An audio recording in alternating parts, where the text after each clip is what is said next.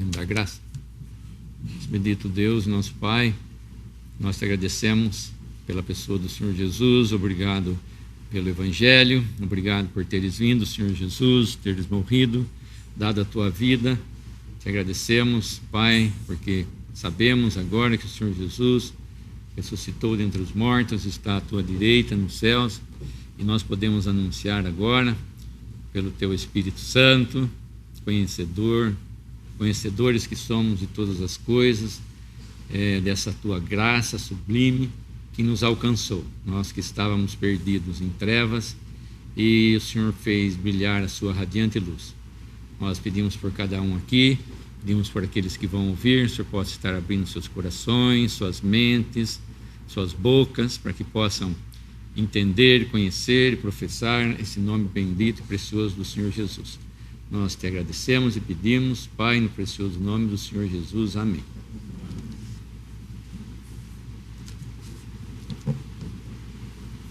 A história se repete,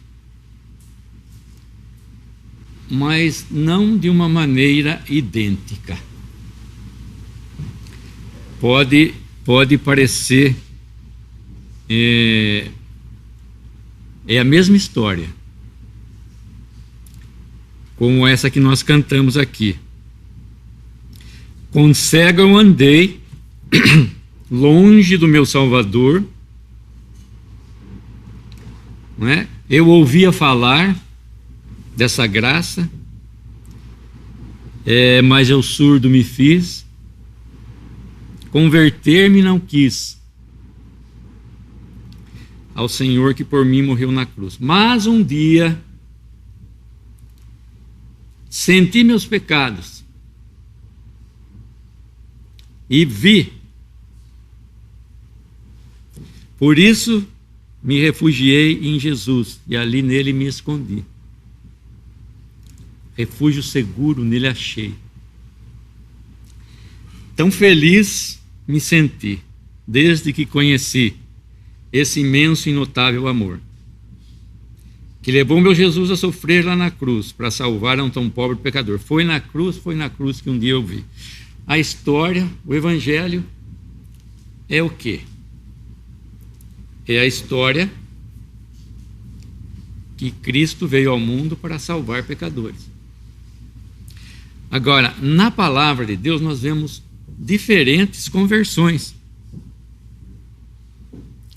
Nos evangelhos e nos livros de Atos. No livro de Atos, normalmente, né, nesses dois, nós vemos conversões de pessoas que aceitaram ao Senhor Jesus como seu Salvador. Creram que eram pecadores e que estavam perdidos e que só aquela mensagem poderia encher seu coração e poderia transformar a sua vida de uma hora para outra, né? De um momento para outro, de um dia para outro, de uma semana para outra, de um mês para outro, de um ano para outro. Mas Deus, quando Deus começa uma obra, Ele vai terminar. Se tem um livro que eu gostaria de escrever, seria o livro dos contos das histórias de salvação. Queria entrevistar cada um. Esse livro ia ser bem grande, né? Um volume, vários volumes, podíamos fazer vários volumes, né? Cada um ia contar a história da sua salvação. Como é que foi que ele estava perdido e um dia ele veio a crer? Como foi que Deus agiu com ele, não é? É interessante a maneira pela qual Deus faz brilhar a luz dele no coração de um pecador. Por mais duro que o pecador seja, por mais a fortaleza que tenha de resistência contra esse evangelho, contra a verdade de Deus, Deus é capaz de, num momento, realizar toda a sua obra de graça e de salvação. Tudo começa com Deus. Deus usa homens para falar do evangelho. Homens que falam do evangelho. Mas ele usa essa palavra que os homens falam através do seu Espírito e fala no coração das pessoas. E ali chega a mensagem. O homem simplesmente é um veículo, né, pelo qual flui as palavras de Deus. Claro que nós devemos pensar que essa palavra, que quem está falando essa palavra do Evangelho da salvação, Evangelho quer dizer boas novas, boas notícias, notícias, né? Para quem? Boas novas para o pecador, que estava perdido e agora pode ser salvo. Essas são as melhores boas novas. Não existem outras boas novas melhores do que essa boa nova, que existe agora salvação para um pecador perdido como eu. Existe, porque não existe, se não existe pecador, se não existe pecado como o meu, não existe Salvador como Cristo. Ninguém pode dizer eu sou muito ruim para que a graça de Deus um dia me alcance. Meu pecado é muito grande para que esse Salvador, essa obra redentora, Salvador de Cristo, possa ter sido realizada por mim. Não existe.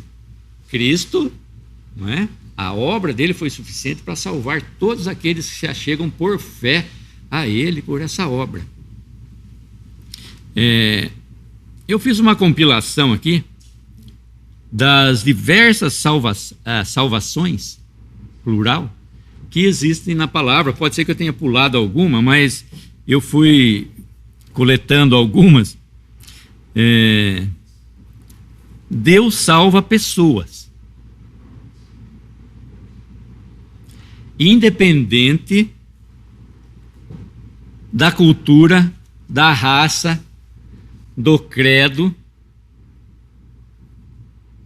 do que ela faz, do que ela não faz.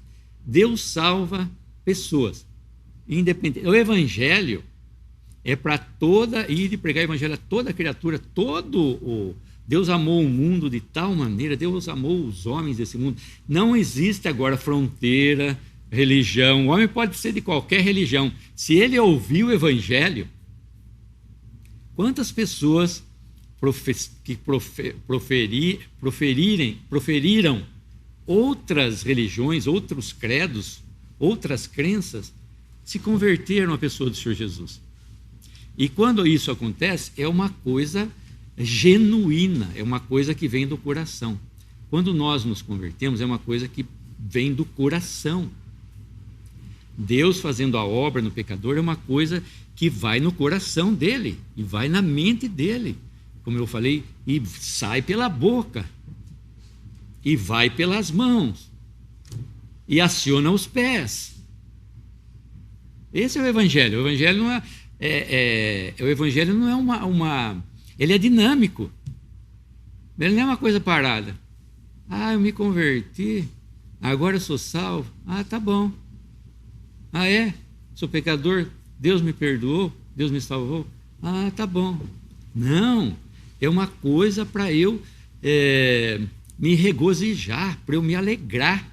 O Evangelho traz alegria à minha alma, a alma do pecador perdido, quando ele se depara, quando ele consegue ver aquilo que o esperava, o juízo que o esperava, o que estava diante dele. E quando ele vê Cristo morrendo por ele naquela cruz, ele se alegra. Por quê? Não é mais ele, mas é Cristo que morreu no seu lugar, que levou todo o juízo dos seus pecados ali naquela cruz. Todos os homens precisam de Jesus, indistintamente. Não existe nenhuma religião, nenhum outro credo que possa salvar o homem pecador. A palavra de Deus nos mostra que o homem é pecador e que Deus salvou o homem. Aqui. Salvou, está aqui. O homem é pecador e existe um meio de redenção para ele, existe um meio de salvação para ele. que Deus fez. Deus usa homens, mas a obra é de Deus. Quem fez a obra foi Deus. O irmão leu um versículo hoje aqui de manhã. Está em 1 Coríntios 1:22, porque os judeus pedem sinal e os gregos buscam sabedoria. Mas nós pregamos a Cristo crucificado, que é escândalo para os judeus e loucura para os gregos. Escândalo para os judeus e loucura para os gregos. Mas nós, que pregamos a Cristo, é poder de Deus e salvação de Deus. Para todo aquele que crê. Quando esse evangelho, então, deixa de ser um escândalo para nós, porque o evangelho, como a palavra fala, é Cristo crucificado. É um homem sem forças morrendo ali naquela cruz. Sem forças nenhuma. Esse é o evangelho da minha salvação? Um homem morrendo ali sem forças numa cruz? Esse é o evangelho? Esse é o evangelho. Que fala, é um escândalo para os judeus que o Messias dele fosse um homem que ia tomar um lugar de maldição. Ia ser feito maldito. Não. Nós não queremos um evangelho assim. E esse é o evangelho que nós pregamos. Cristo crucificado, que é escândalo para os judeus e uma loucura para os gregos. Porque não existe sabedoria nesse evangelho para os homens, para os gregos que querem sabedoria desse mundo. Essa sabedoria desse evangelho vem de Deus. Podemos dizer assim, quem inventou, quem é o dono desse evangelho é Deus. Ele que fez esse evangelho. Pode parecer loucura para o homem. Pode ser um escândalo, como é para os judeus, se pregar um homem crucificado morrendo por ele. Mas o evangelho não para aí. O evangelho continua. Cristo foi sepultado, ressuscitou ao terceiro dia e subiu agora aos céus, está à direita de Deus. Então, esse é o evangelho. Isso é o que o homem fala para outros homens. Vocês que estão ouvindo aqui, vocês que vão ouvir, esse evangelho está sendo falado pela boca de um homem. E o primeiro que eu escolhi foi Nicodemos. Nós não vamos discorrer muito, porque gostaria de discorrer de todos um pouco, mas talvez alguns. Nicodemos, que chegou ao Senhor Jesus, e Jesus disse para ele, está em João 3, no capítulo 3 de João, o Senhor Jesus disse para ele, necessário vos é nascer de novo. Se não nascerdes de novo, não podes ver nem entrar no reino de Deus. E esse homem, então nós vamos ter a certeza de que ele entendeu o que era esse novo nascimento, o que era nascer de novo, quando ele, junto com José de Arimateia, vai tirar o Senhor Jesus da cruz. Podemos até incluir José de Arimateia, aqueles homens que foram convertidos. Então esse é o primeiro que ele teve que nascer de novo. E todo homem que aceita o evangelho, ele tem que nascer de novo. Sem o novo nascimento, o homem continua na sua velha natureza. O homem continua nos seus pecados. O homem continua embaixo da ira de Deus. As obras que o homem faz, estando nesse estado, da velha natureza, é tudo contra Deus. Não tem nenhuma obra que ele faz a favor de Deus. Nenhum pecador faz alguma obra a favor de Deus. Duro de pensar isso. O homem faz sempre pensando nele. Nunca, jamais ele faz pensando em Deus. O homem é duro no seu coração. Então Nicodemos, que era príncipe dos judeus, vai poder entender, então, o que era ter que nascer de novo. E nós vemos ele nascendo de novo no final do evangelho. A mulher samaritana, em João 4. A mulher samaritana. Então, o Senhor Jesus chamando pessoas aqui, né? Ele vai cuidar da mulher samaritana, independente, como eu falei também, de religião. Ela era uma samaritana, ela tinha uma outra religião que não era o judaísmo. Podia parecer muito com o judaísmo, mas não tinha nada, não era o judaísmo.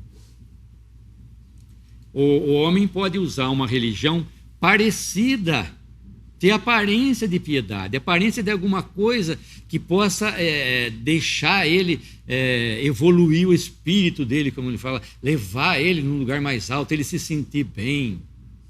Não é? Não existe nenhuma religião que vai levar o homem, né, para a presença de Deus.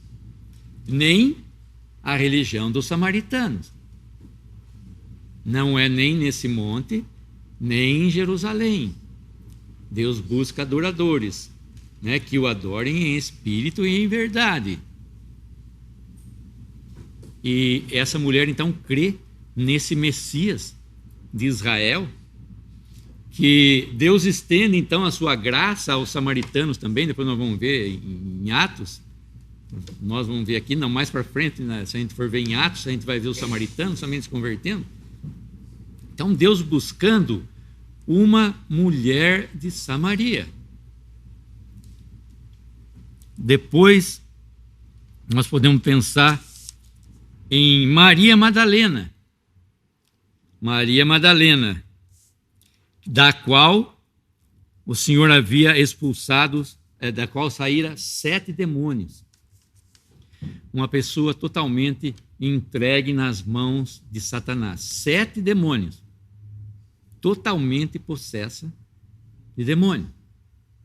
É isso que o estado que o homem está, possesso, e precisa de alguém para tirá-lo dessa condição de possesso, de estar sob o domínio desse tirano que é Satanás, é o diabo. Então Maria Madalena, ela vai até o final, nós vemos a gratidão que ela tem quando ela conhece o Senhor Jesus, quando o Senhor Jesus faz isso para ela.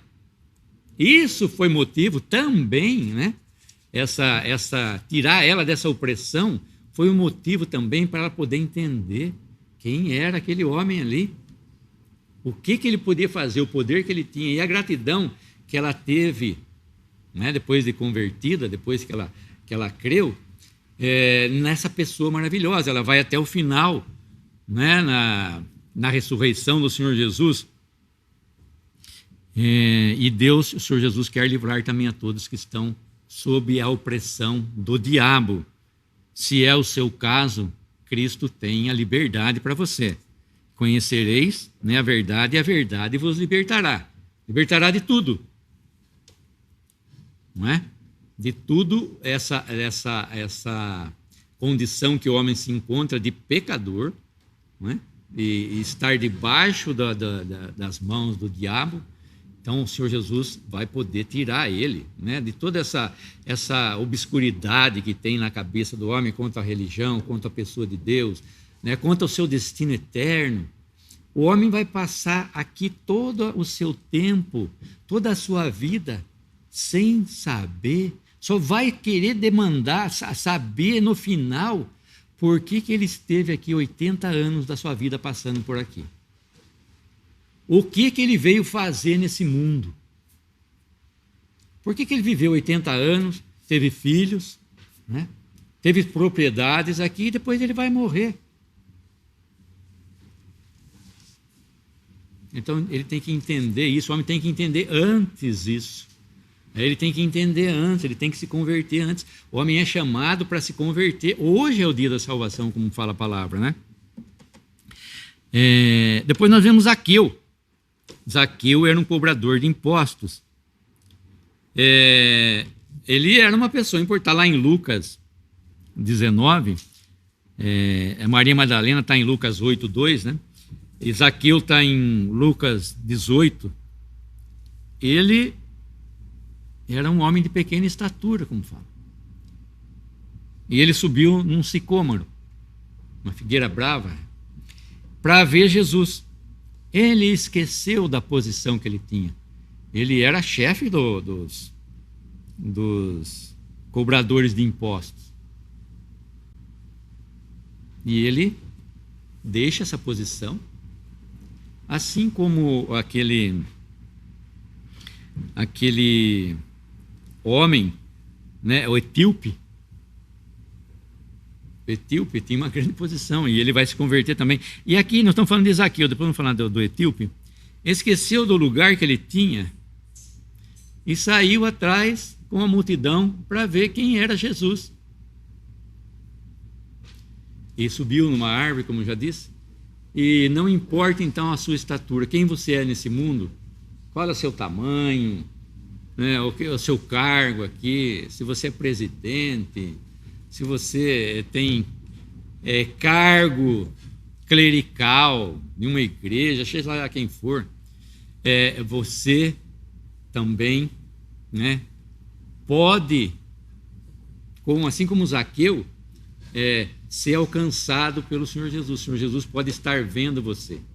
O Senhor Jesus disse para Zaqueu: desce, porque convém que você me receba na tua casa hoje.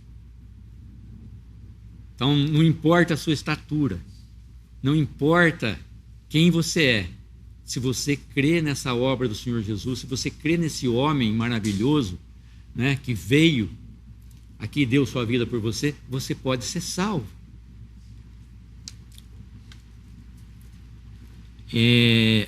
O malfeitor na cruz, Lucas 23, 43. Disse Jesus: em verdade te digo que hoje estarás comigo no paraíso. Outra pessoa que foi maravilhosamente salva na última hora. Nós cantamos aquele hino, meu amigo, hoje tens tua escolha, vida ou morte, qual vais aceitar. Mesmo numa condição totalmente adversa, esse homem só tinha feito maldades. Esse malfeitor, toda a sua vida provavelmente tenha feito maldades. Ele era um malfeitor. Quais os tipos de maldade que ele fazia? Só Deus sabe, né? Mas ele era um malfeitor, porque ele não estava ali naquela cruz sem motivo. O único que estava naquela cruz ali sem motivo era o Senhor Jesus. Ele, então, teve que, como fala a palavra, teve que restituir aquilo que ele não havia furtado. Então, diante de Deus, ele é aquele que foi o nosso substituto ali na cruz.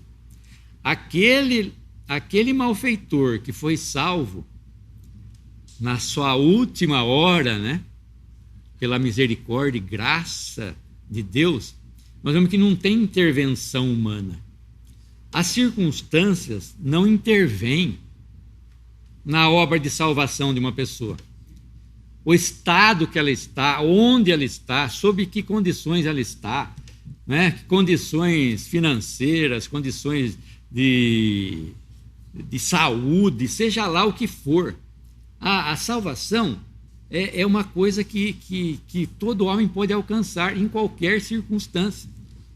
Mesmo esse então malfeitor pregado numa cruz, ali dependurado, com todas as dores, né? Sequidão, né? Esperava, o que ele esperava? Ele esperava que a morte viesse o mais rápido possível. E a morte de cruz não vinha assim tão rápido possível. A morte de cruz era uma morte lenta, sofredora. E foi a morte mais cruel, nós podemos dizer, que teve aqui.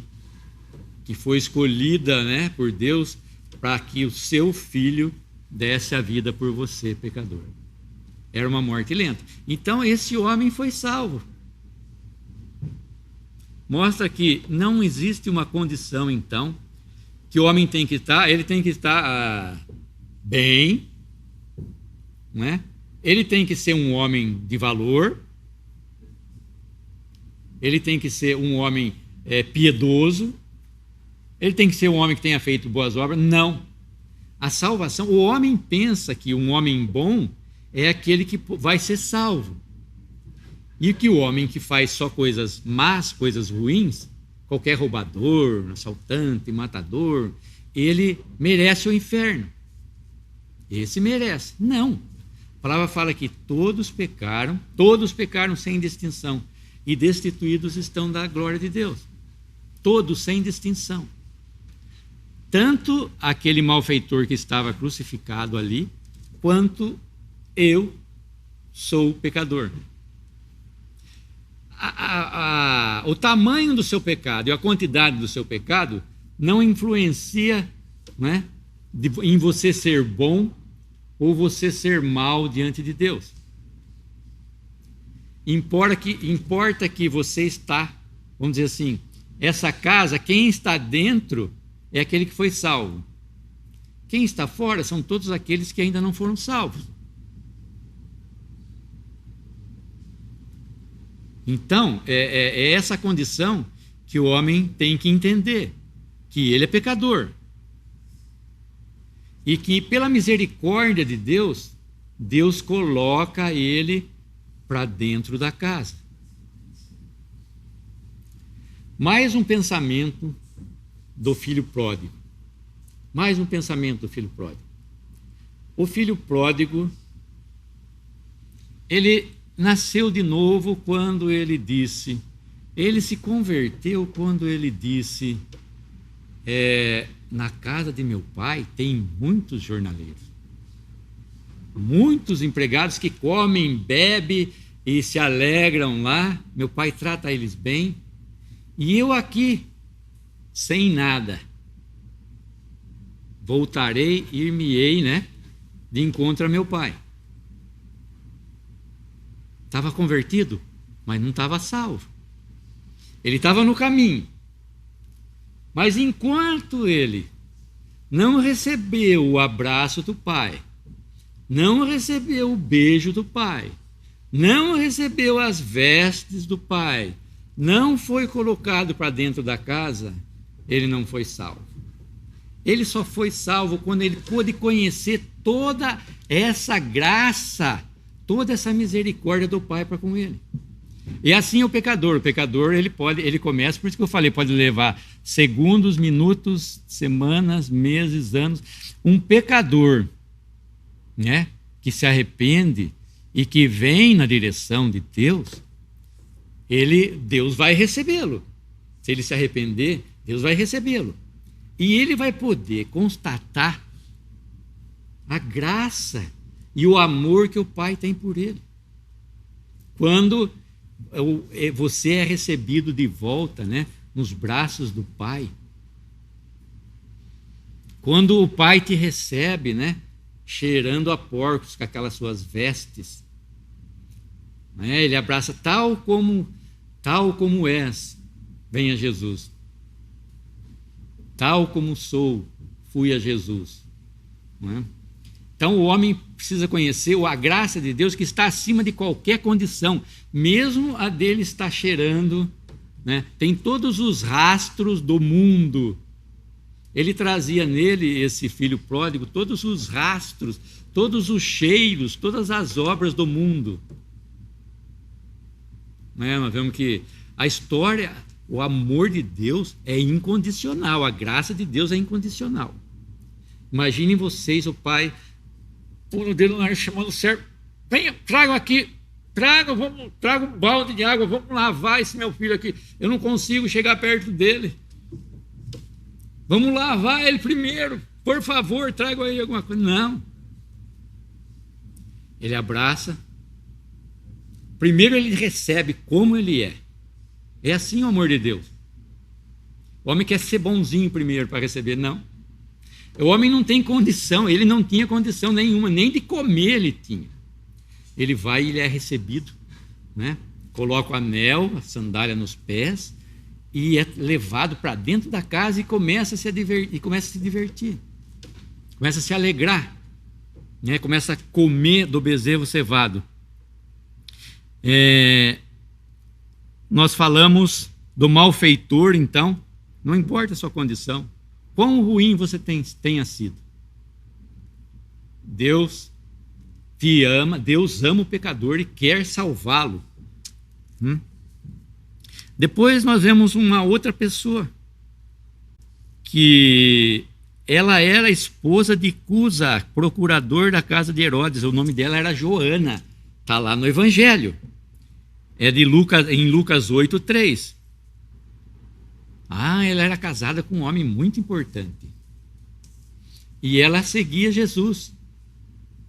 O grau de importância, então, do homem não importa.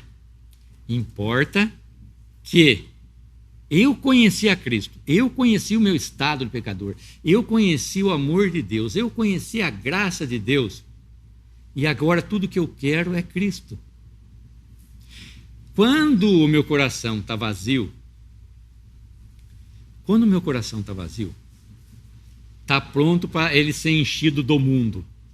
O homem com o coração vazio está pronto para o mundo encher o coração dele. Quando o coração dele começa a receber as coisas de Deus, se ele não recebe as coisas de Deus por completo, nunca ele vai ser preenchido. Então pode ser que você tenha ouvido falar do Evangelho, muitas vezes, tenha ouvido falar de Jesus, tenha ouvido falar de salvação, tenha ouvido falar de vida eterna, mas nada disso te satisfez ainda. Está ainda faltando uma coisa para você. Falta uma coisa naquilo que você ouviu. Você ouviu o Evangelho, por exemplo, e ouviu aquele Evangelho que fala que Cristo morreu, mas que você tem que fazer alguma coisa também para ser salvo. Você tem que completar essa salvação. E já não é o Evangelho da graça. Você ouve aquele Evangelho que se você, depois de convertido, pecar, você pode perder a salvação. E dependendo do pecado que você cometer, você pode ir para o inferno, para o lago de fogo. Não é? Existe aquele Evangelho que fala, que mistura um pouquinho da lei de Moisés. Você tem que dar dízimo, se você não der dízimo, você está roubando a Deus. Então, talvez você tenha ouvido muitas coisas que tenha misturado no seu coração e não tem dado ainda o sabor que realmente é o sabor da graça, da misericórdia, do amor de Deus. Na sua plenitude. O homem não pode gozar das coisas de Deus se não for na plenitude, no total. Não tem meio evangelho, não tem meia salvação. Não tem meio convencido. Ninguém fica meio convencido. Ou você crê no Senhor Jesus como seu Salvador, tem a vida eterna, ou você não crê no Senhor Jesus. E está perdido ainda nos seus pecados, nos seus delitos e pecados. E precisa ser salvo. Essa é a posição do homem, então. Não importa para Deus. Deus quer salvar todos. E então, mesmo que você tenha riquezas e posição nesse mundo, não vai preencher a necessidade, o seu vazio que você tem de Cristo. O vazio que você tem da salvação. Nada, absolutamente nada. Não existe. Deus que criou você, Deus criou sua mente, seu coração, a sua mão, seus pés, os seus ouvidos, os seus olhos, para ver, para ouvir, para falar. Mas será que ele fez o homem soltou aquele nesse mundo? Cada um por si, vamos lá. Cada um se vira como pode. Será que Deus fez isso? Não. Deus é Senhor. Deus é Criador. Deus colocou o homem aqui e sustenta todas as coisas pelo seu poder. Não só na criação, mas depois que ele criou, ele sustenta tudo. E o homem está sendo sustentado até hoje pela graça e misericórdia de Deus. Nada existe sem Deus. Nada existe sem Deus. Se Deus tirar o seu fôlego, você morre. Se Deus tirar o meu fôlego agora, cai duro aqui. Não sei se vou cair à esquerda, à direita, ou para trás, mas cai duro. Sem a respiração, o homem não vive. É tão simples, E sem o sol, o homem não vive. Nós estávamos falando esses dias. Interessante que Deus criou o sol. O sincronismo que tem do sol com a terra, a quantidade de combustível, de hélio que explode no sol, tem que ser sempre a mesma, porque não pode variar de intensidade de calor aqui. Imagina o seu calor, uma hora a temperatura ia a 50, uma hora a temperatura ia a menos 10, 30. O homem não conseguiria, mas Deus faz todas as coisas. Isso é uma coisa que estamos falando, estava pensando do sol. Mas se a gente for pensar em tudo que Deus fez, né, então nós vemos que tudo existe uma sincronia. Deus está fazendo o sol brilhar aqui, né, e você não está sentindo. Você não está vendo que a planta está crescendo porque tem o sol? Quem dá vida à planta, né, o sol, a água que rega, foi tudo Deus que fez. Está tudo fechado, o homem não consegue fazer nada, o homem não cria nada aqui nesse mundo. O homem não cria, o homem não tem poder de criar nada aqui, nem tampouco criar a sua própria salvação. Só existe um Deus Criador, Deus Salvador e um Deus Pai. Só existe um. Nós vemos depois o etíope, eunuco que eu estava falando, que ele era da rainha, ele era da Etiópia, de pele negra. Ele tinha pele negra. Quando a rainha do sul veio falar com Salomão, que era essa rainha de Candace, né, da Etiópia, quando ela veio falar de Salomão, ela trouxe toda a sua comitiva. E nós vemos que muitos se converteram, muitos creram no Deus de Israel. No Deus de Israel. Muitos se converteram.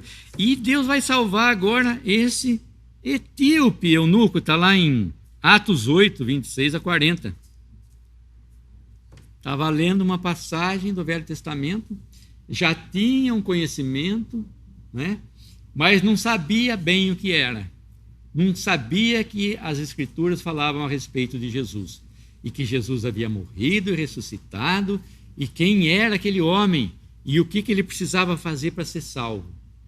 Então Filipe vai falar com ele, e ele vai ser salvo. Não é?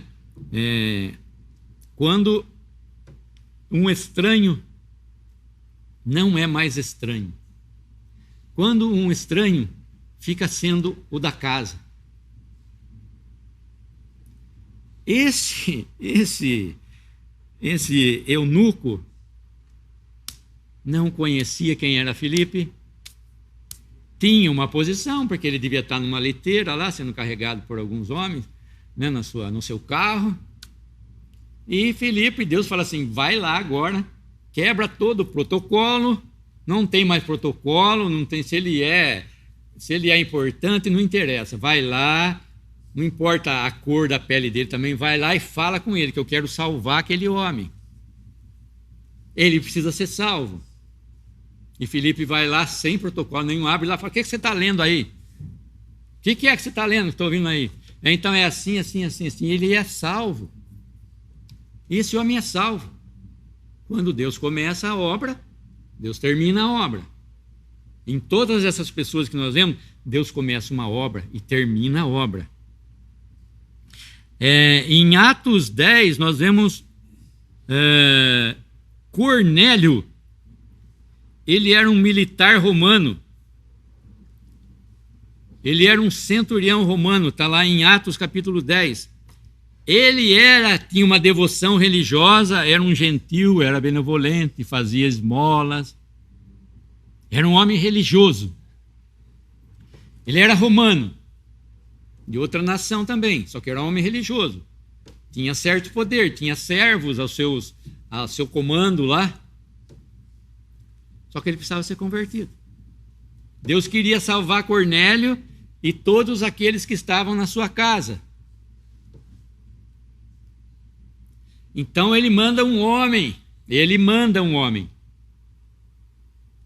que é Pedro, o apóstolo Pedro, ir lá na casa de Cornélio. Para falar para ele o quê? O que Pedro foi falar? Está escrito lá, se a gente lê lá em Atos 10.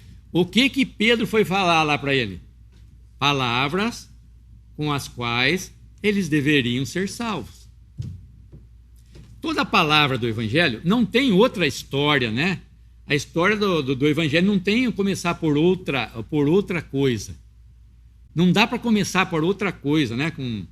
como o irmão falou, você pode falar de budismo sem Buda, você pode falar de shintoísmo sem deuses, hinduísmo sem deuses, sem nada, mas você não pode falar de cristianismo sem Cristo.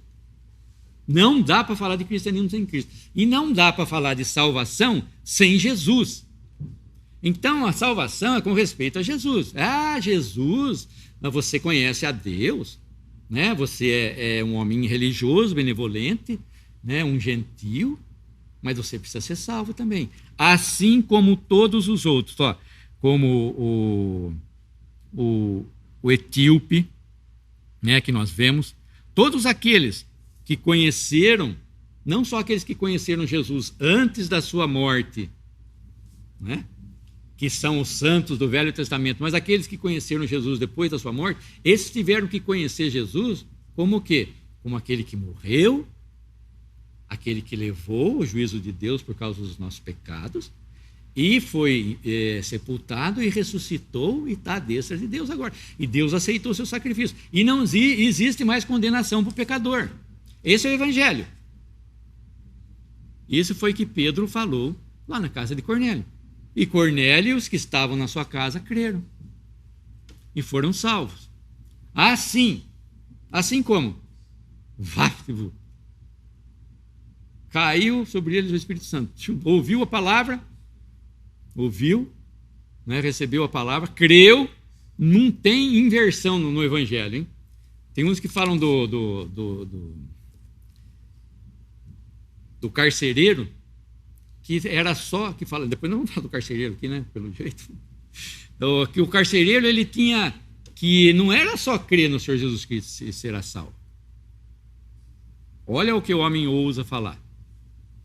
Primeiro ele tinha que ter fé. Sem fé, ele não podia crer. Mas isso é óbvio. Só que o homem quer colocar alguma coisa para que não seja só o crer e será salvo. O Evangelho, então, não se pula etapas, não se queima etapas.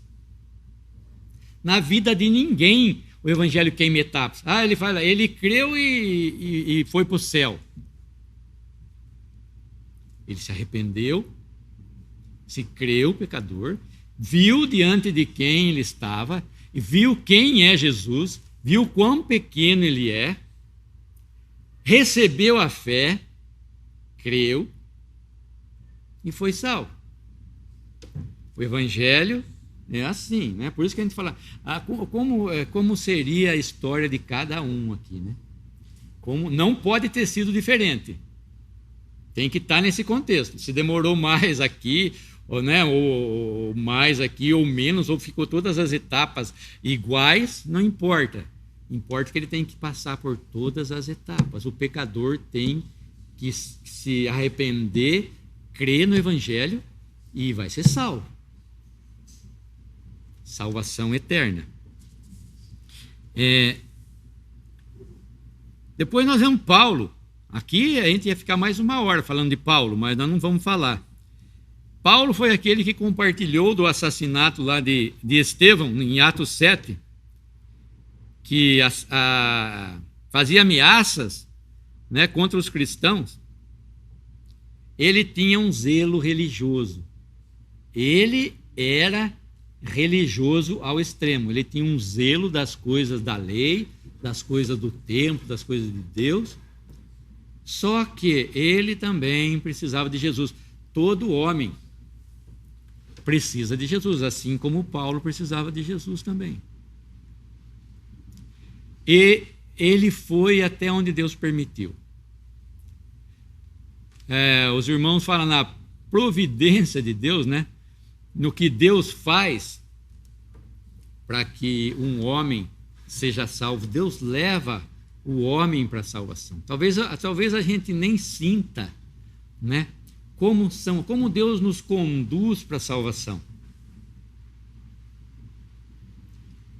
A previdência do que Deus faz, a providência de Deus.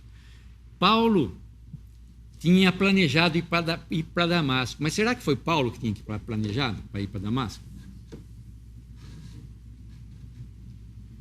Tem a história que fala que Saulo foi Saulo foi salvo no caminho de Damasco.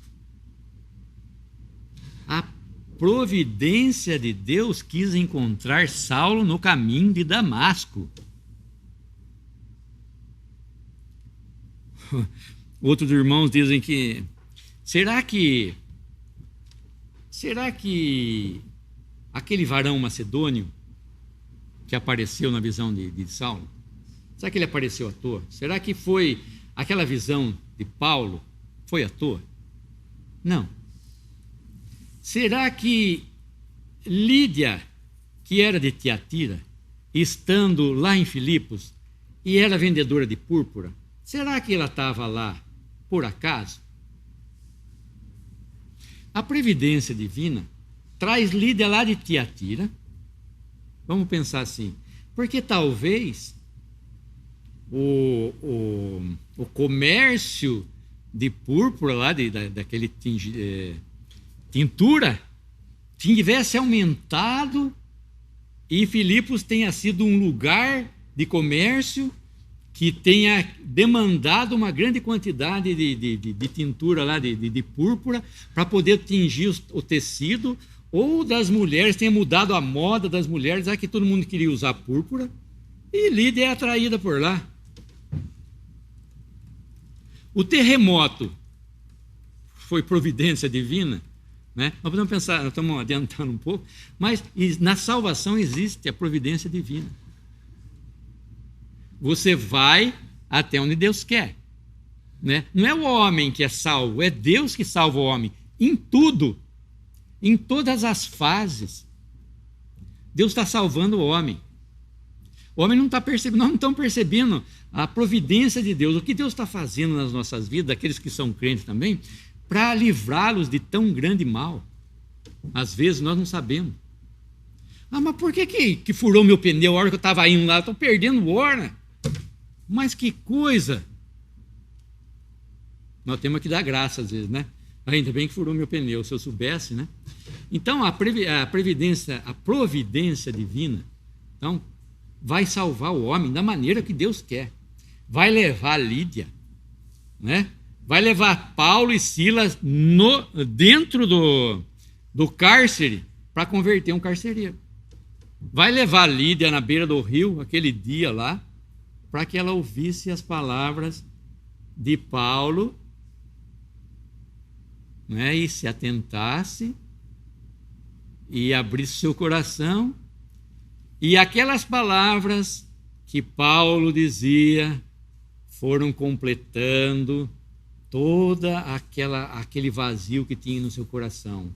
Conforme ele ia falando, ela ia, o seu coração, né, a sua mente ia se inteirando, Deus abrindo o coração, ela ia se inteirando das coisas. Olha, o Messias que foi prometido por Deus, ele veio, né? É como uma casa nova que a gente reformou a casa, que tem aqueles programas, né, que é ver que a pessoa reforma a casa e não deixa as pessoas verem, e quando elas veem, elas falam: oh, minha cozinha, oh, minha sala como ficou, oh, meu quarto, olha como ficou lindo o meu jardim.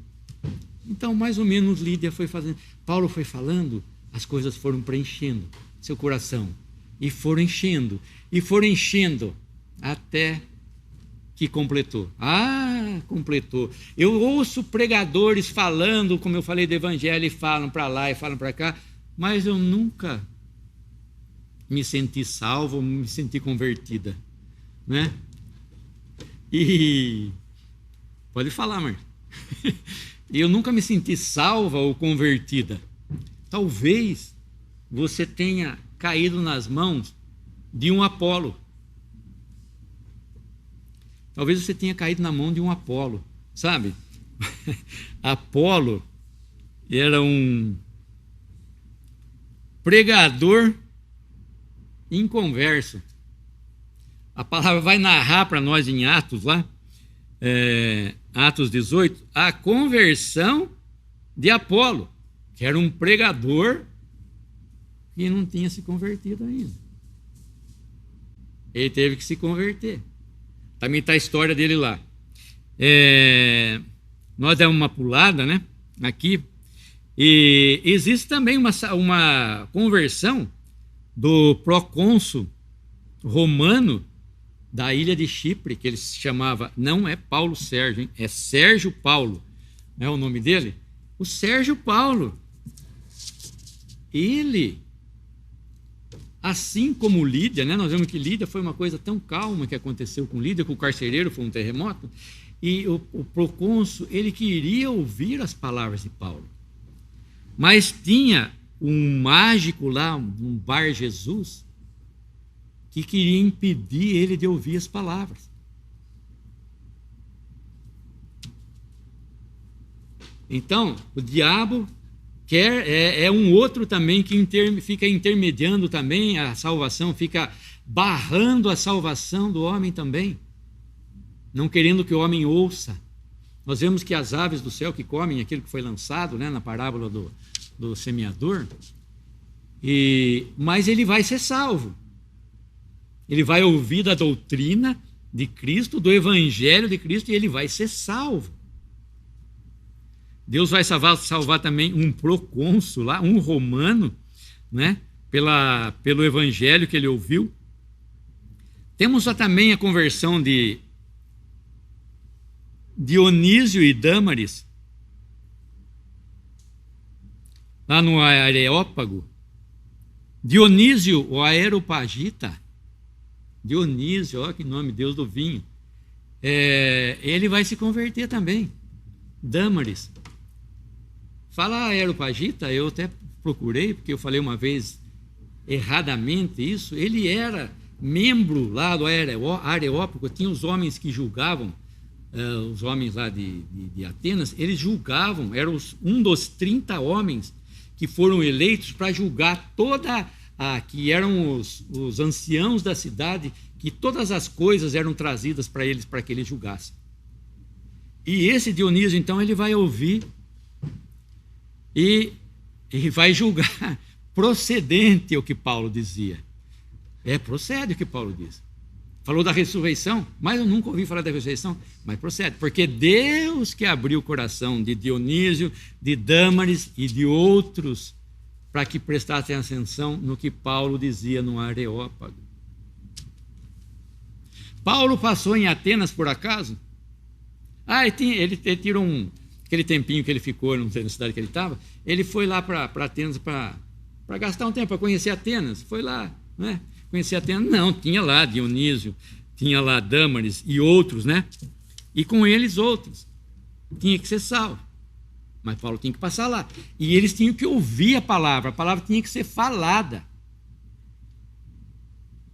Quem ouve a minha palavra e crê naquele que me enviou tem a vida eterna e não entrará em condenação, mas passou da morte para a vida. Né? Então a palavra tinha que ser falada.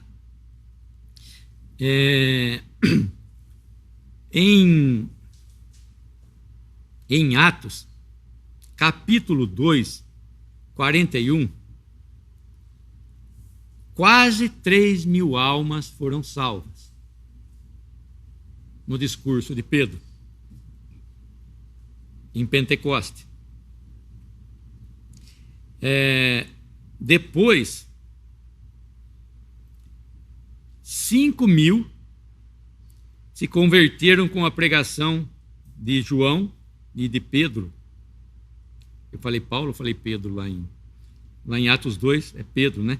E depois 5.000 se convertem lá com a pregação de João, de Pedro e João. Está lá em Atos 4:4. Em Atos 17:10, os de Bereia receberam de bom grado a palavra, examinando cada dia nas Escrituras se estas coisas eram assim. De sorte que creram muitos deles, também mulheres gregas da classe nobre. Deixa eu terminar aqui. E não poucos varões.